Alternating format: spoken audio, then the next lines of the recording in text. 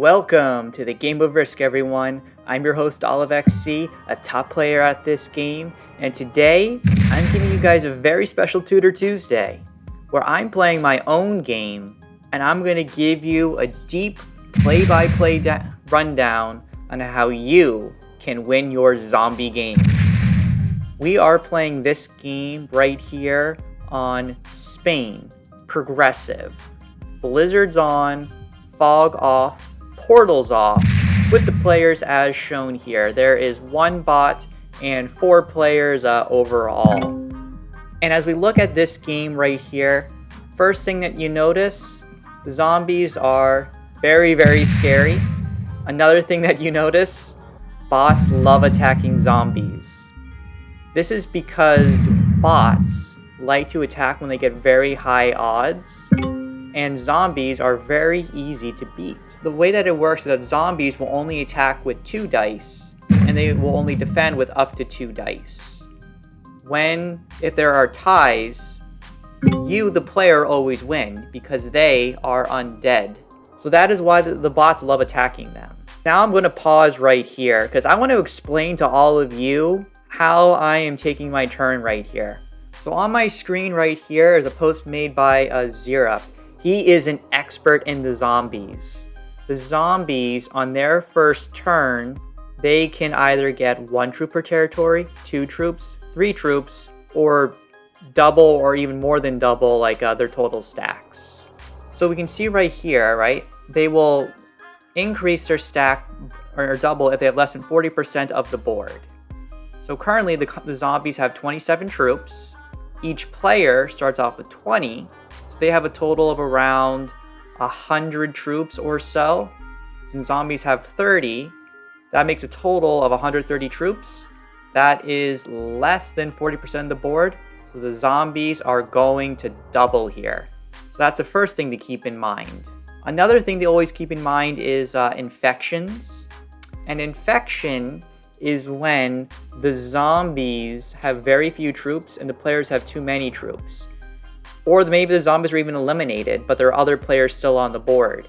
In this case, they'll randomly infect one person on the board in one of their territories.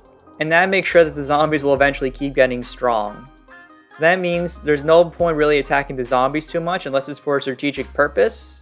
Just protect your own troops and try to get a content of some sort if you can. Then, the next thing to keep in mind is how zombies will be attacking for themselves.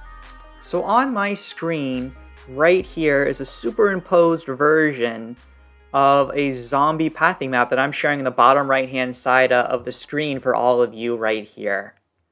A lot of the very top players in the game actually go figure out how zombies attack. Zombies in general love attacking in a counterclockwise motion, right? So there's certain areas that they want to attack more than others. So when we look at the attack phase, they will attack any territory that they have twice number of troops of. If they have less than that number, they'll then go to the next territory and try to attack there instead. So we can see right here that on any individual territory, the first path that they'll attack is marked in red. The second part is marked in green. The third one's marked in blue. The purple one's marked in 4th. And yellow is marked with like 5th.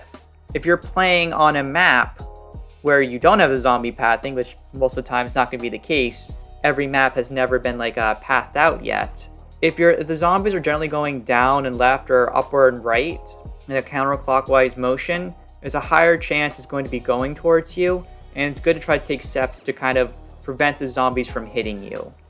And then finally, we have the fortification phase, where if there's the end of a turn and there's still zombie troops left, they'll fortify to the adjacent territory to try to even out their number of troops around the board. So now, how can we, as the player, look to prevent that? So if I were to kind of draw this out right here, this 8 is going to be going to the left. This will not be attacking me. This 4 will be going up, and this 10 will be going here and then going downwards. So what this means is that I can't save this 4. This 4 is going to die. This 3 is relatively safe. This entire continent overall is relatively safe for itself. And I may be able to save this 6 by moving over to the other side. So since I'm starting with 5 troops, because I'm the 5th player, my strategy is I want to take over this continent right here, and I want to move these troops away. So what I'm going to do is I'm going to do a 6v2, and then try to take over this continent right here with the 6v3. Hope to get lucky winning the 90% roll, and that way I'll be able to defend my troops. So that was a bit of a longer explanation right here, but zombies are tough. There are so many things that you need to keep in mind, and this is like the benefits of the Risk community right here. This mapping is available on the main Risk Discord as well as the zombie server. If you're interested in enjoying the zombie server to learn more about how to deal with zombies, feel free to reach out to me via Discord or to Crooked Leo, who runs the zombie server. So as we move ahead to see how the zombies are going to attack, we can see this 9's going up, but it's not hitting me. And look, this zombie 14, it now is not attacking. It went to the left instead. And you notice as well, the zombie 4 attacked upwards. So if I had this 4 attack to the right, it would have died anyway.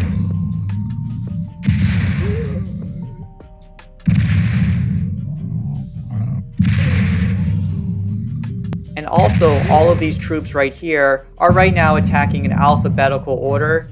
And because AI bots are really bad, they're just dying horribly. So I couldn't do anything about this 4. But overall, I did the most things possible to protect my total number of troops right now for myself. So now the zombies are spreading out, putting around half their troops together. So the white player has a very strong start, and frankly, they should be the ones winning the game. While they're not super well spread out, they are able to maintain and hold their continent for themselves. They're also trying to get value out of a 2 when they can. Also, as a fun fact, it's correct to actually be blitzing a 2v1 against the zombies rather than doing a manual roll, because since the zombies lose on ties, and they're undead, they're zombies, you have a 63% chance of winning with a balanced blitz. That's going to be less than if you were to roll manual dice, as balanced blitz rewards you with additional percentage if your true random odds are above 50%, and it punishes you if your true random odds are below 50%. So we can see right here the bot's about to die, because they're down to only 1 spot left. In the white player's case, it wasn't really worth it for them to kill him because they'd only be at 1 card right now, and they would just be getting the first trade in. But once the bot got 2 cards, it made complete sense for the black player to eliminate them. So they go and they get the kill. Let's go black! So they are in a good spot right now. They do make a small mistake not defending their continent. Zombies will always try to attack. Now, I am at a critical point right here, so I'm going to pause again. So when I look at the map and what's happening, this zombie 8 wants to go here next. This is going to double because look, the zombies right now are at 42. Each player has around 20 troops, so there's a total of 80 troops around the map. There's a total of 120. The zombies have less than 40% of the board, so they are going to double. But I can potentially try to defend my bonus right here for myself, because I don't want to lose a position, because then I'm just going to die. So what I'm trying to do here in order to protect myself, because I know how the zombies are going to attack, is I can have my 4 move around and then fortify my location there. Because this 4 probably is not going to be lasting that much longer anyway. So now, since the zombies are only going to be doubling next turn and moving up towards a 16, because I know you want to stay away from the zombies, I'm going to be able to protect myself. Blue player made a huge mistake right here. They only left their stack with an 8. They should have left it a 9. Because now look what's going to happen, you guys. Bam! Wazam! Yeah, the blue player just got destroyed.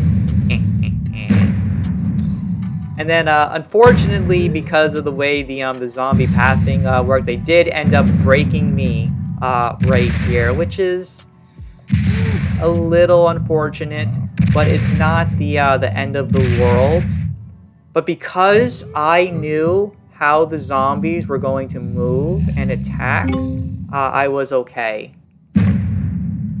Now, the white player is making a horrible life choice right here.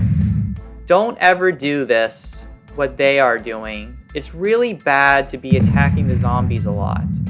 Because 1, it's lowering the zombies' overall troop count. If they're below 40% of the total stack, they're just going to be attacking more around the board. 2, by leaving your 1s everywhere, you are just allowing the zombies to attack you, which is going to be making you a lot weaker in the end.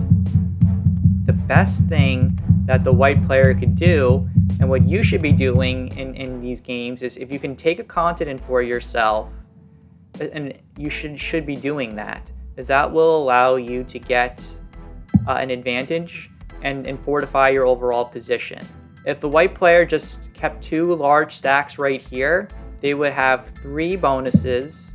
They would be getting more troops than all their players. And they'd be quickly be able to eliminate everyone and take the game for themselves. By attacking everywhere, they squandered their lead and their opportunity, and there was not much that they were able to do. So on my turn, I'm fortifying my location in the bottom area here because it's spread out from everyone and it's protecting myself to the best of my ability. I'm also trying to protect myself up here the best way that I can. However, the black player only has a 13 right here. So again, because the white player attacked a lot, this 29 is going to annihilate this 13 right here. Poor player called black. But we can see the importance of understanding how zombies can move, and even if you don't exactly know the pathing, understanding how and when that they're going to attack is key.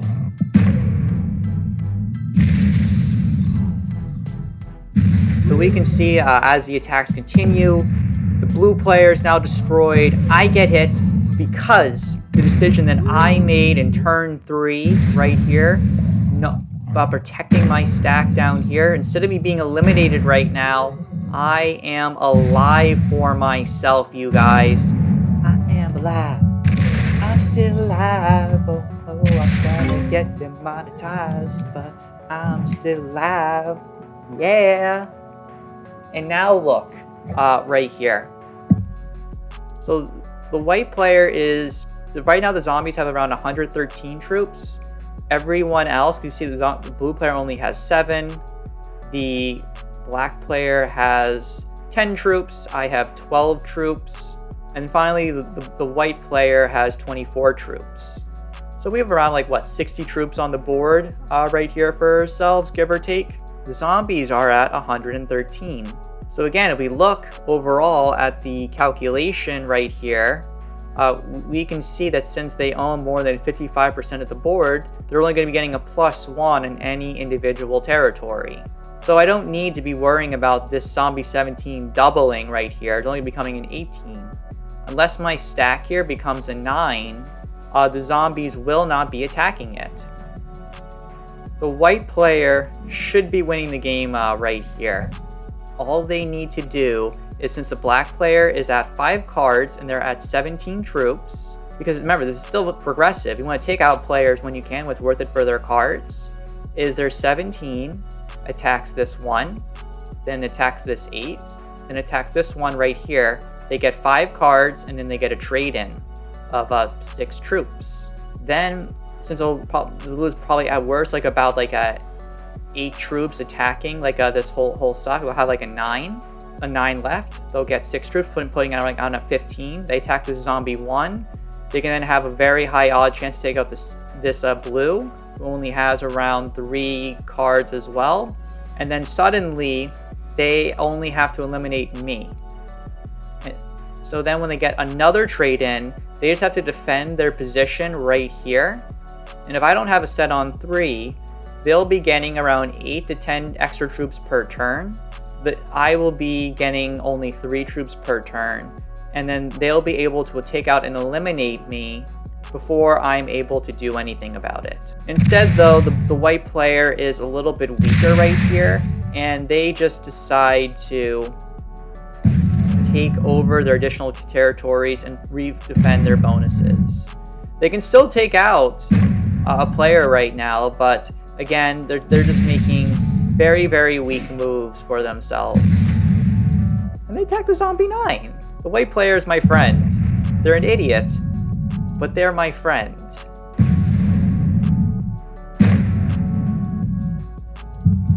So just moving ahead towards the end, the white player just making all these silly attacks.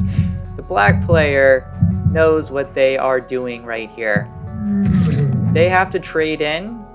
So the right decision for them right now is to eliminate the blue player for themselves. So they take the right pathing. They get a 100% roll on the black player, successfully taking them out right there. So they will get another trade in, and they are in a dominant position. So in my case, I'm on 3 cards. I can't do anything. In this case, all I'm trying to do here is I'm going to take a card for myself. And then I'm just going to wait. Hopefully I have a set on 4, which in this case I do. I had a soldier right there. And as long as the black player does not have a set, I will be able to eliminate them and take the game. So we can see right here the white player who's just laughing hysterically. They're having a fun time right now. They don't know what they're doing, but they're having a fun time. And we can see here the zombies just clear out everything. Again, don't attack the zombies. Defend your positions. Look, the white player is almost completely eliminated at this time for themselves.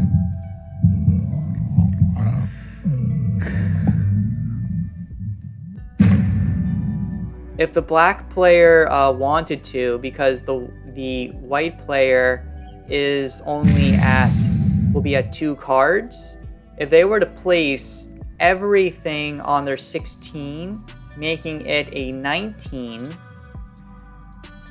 they would go 8. They generally don't lose troops attacking zombies, or very, very rarely. So this would be 18, 17, 16 troops in order to take out 13. The odds would be highly, highly likely to be successful. I probably would have done that because you could have got the trade in and maybe could have taken the game. Instead, I have a chance for myself. What I'm going to do now is, because I'm going to have a total of 27 troops, I need to eliminate the black player now in order to have a chance to take the game. Because it's progressive, you want to eliminate players when it's worth it for their cards. So I go for the attack right here, fix my slider to make it as high as possible, go for the attack, and bam! I get the black player right here. Because I understood about zombie pathing and the right way to move around the game, I was able to secure an advantage for myself. Finally, using my trade-in, I'm going to eliminate the white player. Even if I get horrible rolls and the zombies eliminate me, as long as you take out all the other human players, you will manage to take the game. So I managed to remove the white player from the game. I am in a wonderful spot for myself, and I will end up taking the game. Now, as this is a tutorial, what I want to do is explain to players how to get the win for yourself once you're in the final spot. So right now, because I actually recorded this game and then did some quick editing on my software that I use. So what I'm doing right here is speeding up 3 times. And all that I am trying to do is slowly expand and try to taking over continents slowly but surely and defending my overall borders. Since I have less troops than the zombies, are only going to be getting 1 per turn. So everything that I'm doing right here is I'm just keeping my troops very, very well protected and defended, where I have more than double the zombie troops on every territory. So even if the zombies were to double, I would be protecting myself. I also focus on taking individual territories that still protect my bonuses. And you can see right here, I'm attacking. But because of the way that I am attacking right here, for example, I'm taking over this specific territory to this one right here. The zombies can never reach this territory right here, so it's just a free extra territory for me. I attack from here down to here. The zombies can no longer reach this territory, so it's just now another free extra territory.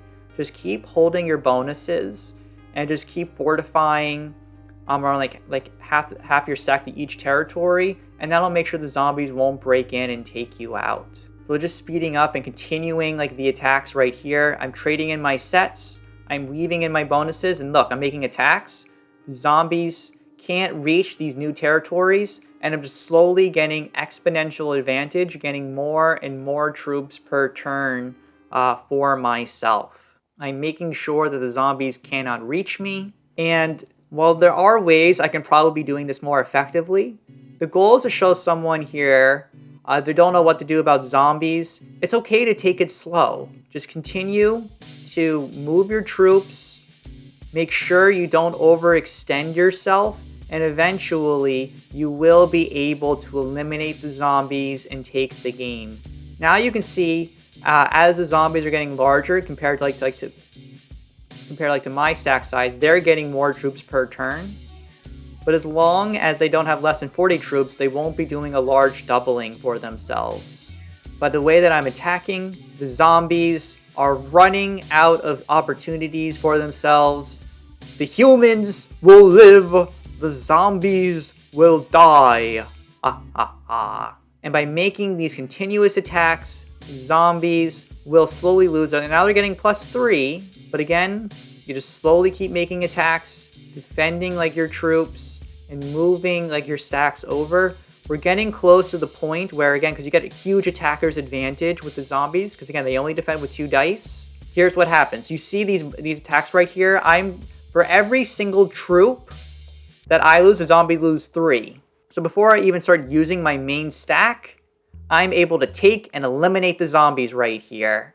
And that's the game. And full credit again goes to Zero for documenting all of this. I hope you all enjoy the rest of your day. This is OliveXC signing out.